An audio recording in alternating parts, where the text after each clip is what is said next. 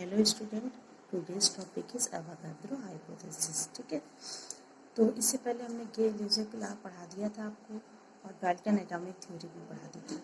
गे-लीजिक law के according कि क्या था कि सेम वॉल्यूम की गैसेस कंबाइन करके एक सिंपल रेशियो का प्रोडक्ट बनाती है। It means according to Gay-Lussac law of gases volume, gases always combine with one another in a simple ratio by volume।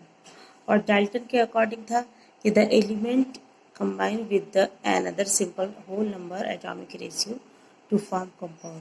यानी के लीजिक के अकॉर्डिंग था कि जो वॉल्यूम जो जब गैसेस कंबाइन होती हैं तो उनके वॉल्यूम के द्वारा सिंपल रेशियो बनता है। और डाल्टन ने बताया कि जब कोई प्रोडक्ट बनता है एलिमेंट का, एलिमेंट कंबाइन होते हैं और प्रोडक्ट बनता है तो उनके एटॉमिक रेशियो जो होते हैं वो होल नंबर होते हैं। मतलब उनका एक जो एटम का पार्ट होता है वो हमारा एक सिंपल रेशियो में होता है।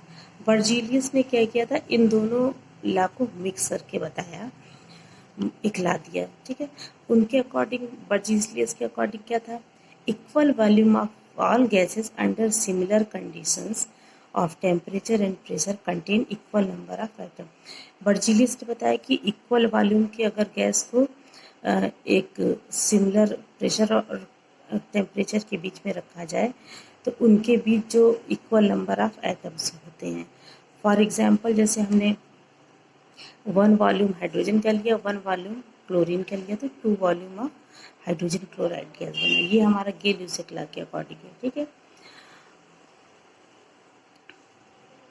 और बर्जीलियस ने बताया कि अगर मान लीजिए हम हाइड्रोजन के n एटम लेते हैं, क्लोरीन के n एटम लेते हैं, तो हाइड्रोजन हमारा कितना बन जाता है, 2n। तो ये हमारा बर्जीलियस का हाइपोथेसिस है। ठीक है, और डाल्टन ने बताया था अगर हम इसको आधा आइटम लेते हैं, इसको आधा आइटम ले लेते हैं, तो हमारे ये एक आइटम पूरा बनता है। ठीक है, बट डाल्टन के अकॉर्डिंग क्या था कि जो एलिमेंट के एटम होते हैं वो इनडिविजिबल होते हैं। ठीक है, तो फिर इसकी वजह से ये थ्योरी जो है फेल हो गई, बर्जीलियस की थ्योरी फेल हो जाती है। बर्जीलियस की थ्योरी के बाद आता है एवोगाड्रो। ठीक है, उन्होंने बर्जीलियस की जो थ्योरी थी उसमें जो है मॉडिफिकेशन किया और फिर एक ला दिया।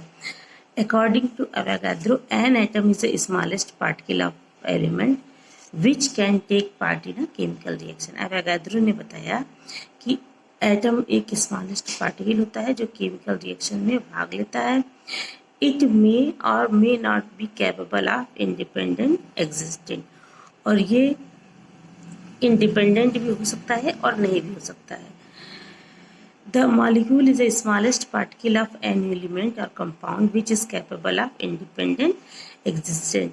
और एवोगाड्रो ने ये भी बताया कि मॉलिक्यूल एक स्मॉलेस्ट पार्टिकल होता है एलिमेंट का जो कि इंडिपेंडेंट एग्जिस्टेंट के लिए कैपेबल होता है। ठीक है, अब ये हमारा एवोगाड्रो लॉ है। Since the smallest particle of gas which can exist independently is a molecule. अब एवोगाड्रो के अकॉर्डिंग मॉलिक्यूल जो है हमारा एक स्मॉलेस्ट पार्टिकल है जो कि इंडिपेंडेंट होता है, तो not the atom, so the volume of gas must be related to the number of molecules. ठीक है, तो एवोगाड्रो ने बताया है कि मॉलिक्यूल इंडिपेंडेंट होता है बल्कि वॉल्यूम पर डिपेंड नहीं करता, इसलिए इनकी हाइपोथेसिस को कहा जाता है एवोगाड्रो हाइपोथेसिस। और इनके अकॉर्डिंग हो गया equal volume of all gases under similar condition of temperature and pressure contain equal number of molecules।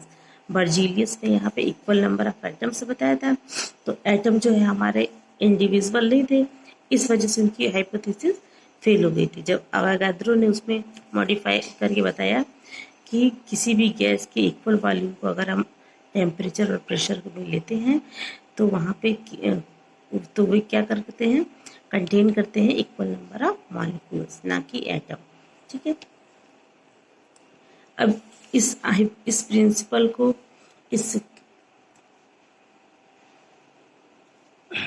Example से समझ सकते हैं। जैसे हाइड्रोजन का एक वॉल्यूम लिया, क्लोरीन का एक वॉल्यूम लिया, टू वॉल्यूम बन गया हमारा हाइड्रोजन क्लोराइड गैस। ठीक है, एवोगाड्रो ने बताया कि एन मॉलिक्यूल हाइड्रोजन का लिया, एन मॉलिक्यूल क्लोरीन के लिए तो हमारा 2n मॉलिक्यूल हाइड्रोक्लोराइड बन गया।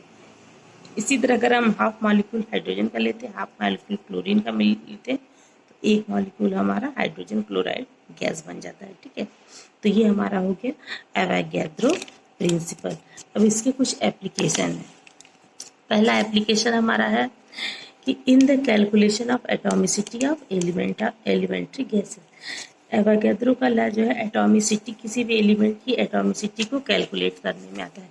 एटॉमिसिटी का मतलब होता है किसी भी एलिमेंट में नंबर ऑफ एटम कितने प्रेजेंट है। जैसे हमारा ऑक्सीजन गैस हम O2 लिखते हैं तो इसमें ऑक्सीजन के 2 एटम प्रेजेंट है। इसी तरह ओजोन लिखते हैं O3, तो ओजोन में 3 एटम ऑफ ऑक्सीजन प्रेजेंट है, तो इसकी एटॉमिसिटी हो गई 3। इसी तरह जैसे मान लीजिए N2 लिखा हमने, नाइट्रोजन N2, तो नाइट्रोजन की एटॉमिसिटी, इसमें 2 नाइट्रोजन प्रेजेंट है तो इसकी एटॉमिसिटी हो गई 2। तो जितने नंबर ऑफ एटम किसी भी एलिमेंट में प्रेजेंट होते हैं उसको हम एटॉमिसिटी कहते हैं। तो पहला एप्लीकेशन है कि किसी भी एलिमेंट की एटॉमिसिटी के कैलकुलेशन में इसको यूज़ किया जा सकता है। दूसरा एप्लीकेशन है कि to find the relationship between molecular mass and vapour density of gas. तो एवोगैड्रो के एप्लीकेशन में ये भी है कि हम वेपर डेंसिटी और मॉलिक्यूलर मास में रिलेशनशिप को फाइंड कर सकते हैं। Molecular mass is equal to होता है 2 into vapour density. Vapour density को रिलेटिव डेंसिटी भी कहा जाता है। तीसरा है to find relationship between mass and volume of gas, कि मास और वॉल्यूम ऑफ गैस को भी हम फाइंड कर सकते हैं।